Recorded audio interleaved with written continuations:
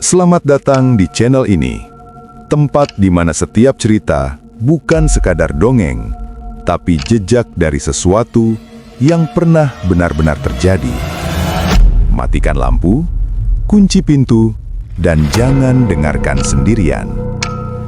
Karena kalau kamu mulai merinding, itu tandanya mereka juga sedang mendengarkan. Malam itu aku tersesat di sebuah hutan yang bahkan tidak kuketahui namanya. Jalan tanah yang kupijak hanya diterangi oleh bulan yang samar, lebih banyak gelap daripada terang. Aku cuma ingin pulang setelah perjalanan dari kota kecil tempatku melakukan survei kerja. Tapi ponsel kehilangan sinyal sejak 2 jam yang lalu. Aku berjalan menyusuri jalan sempit itu sambil terus mencoba menghubungi siapapun. Tidak ada suara lain selain hembusan angin dingin yang membuat ranting-ranting saling bergesekan seperti bisikan. Aku hampir menyerah ketika tiba-tiba terdengar suara mesin dari kejauhan. Suara berat seperti kendaraan tua. Lampu terang menembus kabut. Itu sebuah bus. Putih, besar, model lama mungkin tahun 80-an. Aku berdiri diam. Bus itu melaju pelan, lalu berhenti tepat di depanku. Remnya mengeluarkan suara decit panjang. Aku menelan ludah. Siapa yang nyetir bus malam-malam di tengah hutan begini? Lampu depannya menusuk mataku. Namun perlahan aku bisa melihat siluet beberapa penumpang di dalam.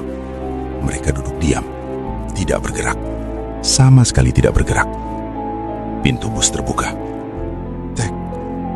Aroma dingin, kayak ruangan yang bertahun-tahun tidak dibuka, keluar bersama angin. Seorang lelaki kurus berdiri di dalam pintu, mungkin supirnya, memakai seragam kusam yang terlihat seperti seragam lama perusahaan angkutan. Wajahnya tertutup bayangan. "Naik," katanya dengan suara rendah, berat, hampir seperti bergema dari dalam dadanya, bukan dari mulut. Aku ragu. "Tapi ini bus kemana, Pak?" Ia tidak menjawab. Ia hanya menoleh perlahan ke jendela bagian depan, ke label nomor rute 32-33. Satu hal aneh, label itu terlihat baru sekali ditempel. Terlalu baru untuk bus setua itu. Supir itu menunduk sedikit, seperti menyuruhku naik. Mungkin ini satu-satunya kesempatan untuk keluar dari hutan ini. Dengan gemetar, aku naik. Begitu kakiku menginjak lantai bus, suasananya berubah drastis. Suhu mendadak turun, seperti berada dalam ruangan freezer. Dan penumpangnya, mereka semua duduk dengan kepala tertunduk. Tidak ada yang bergerak, tidak ada yang menoleh, tidak ada yang bersuara.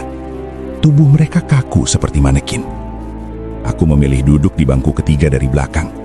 Bus mulai berjalan lagi, merayap menembus hutan. Sambil menatap ke jendela, aku mencoba mengatur nafas. Akhirnya nemu tumpangan juga. Gumamku. Tidak ada jawaban, tidak ada suara. Benar-benar sunyi. Sampai aku sadar sesuatu. Setiap kali bus melewati cabang pohon yang gelap, bayangan di jendela membuat penumpang lain terlihat berbeda. Badan mereka masih di kursi, tapi bayangan di kaca memperlihatkan kepala mereka semua menghadap ke arahku. Padahal tubuh mereka tetap menghadap ke depan. Aku bergidik. Ini bukan manusia ya Tuhan.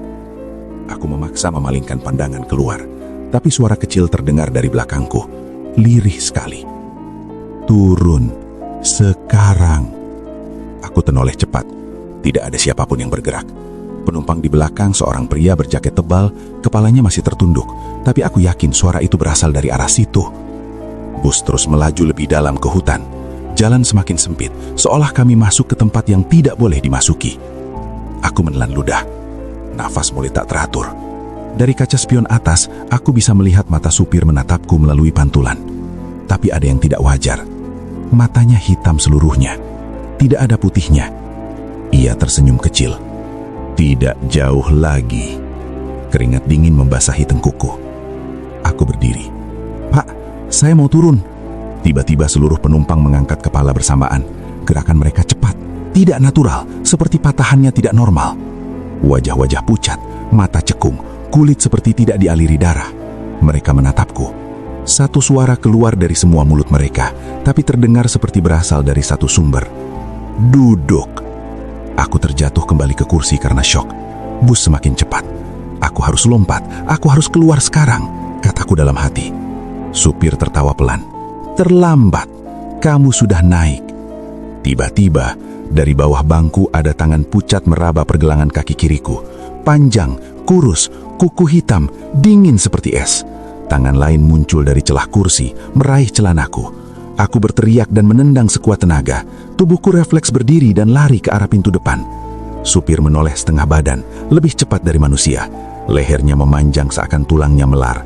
"Kursimu bukan di depan," katanya dengan suara lapis-lapis. Aku menekan tombol pintu, tapi tidak terbuka. Para penumpang berdiri bersamaan, kaki mereka menyeret lantai bus, mengeluarkan suara gesekan panjang, seperti tulang kering diseret. Aku memukul pintu sekali lagi, tidak bisa, dan tiba-tiba, brak. Ada dahan besar jatuh menimpa bagian depan bus, membuat kaca retak. Kesempatan itu tidak aku sia-siakan. Aku menendang pintu kaca sekuat mungkin. Pecah. Aku loncat.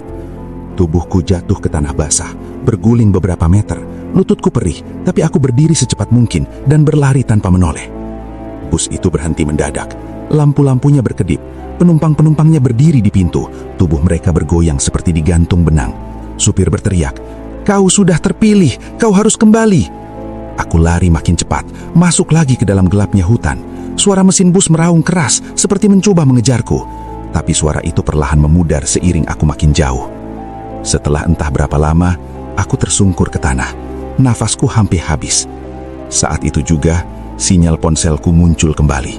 Aku langsung menelpon bantuan. Beberapa jam kemudian, aku ditemukan tim pencari. Mereka bilang tidak ada jalan untuk bus lewat daerah itu. Tidak ada rute bernama 32-33. Dan tidak ada bus antar kota yang beroperasi di malam hari. Tapi ketika aku dibawa ke mobil penyelamat dan melewati jalan yang sama, aku melihat bekas ban besar di tanah. Bekas yang masih baru. Dan dari kejauhan, di balik kabut, aku mendengar suara mesin tua menyala sebentar, lalu hilang kembali. Terima kasih sudah mau mendengarkan sampai akhir. Wassalamualaikum warahmatullahi wabarakatuh.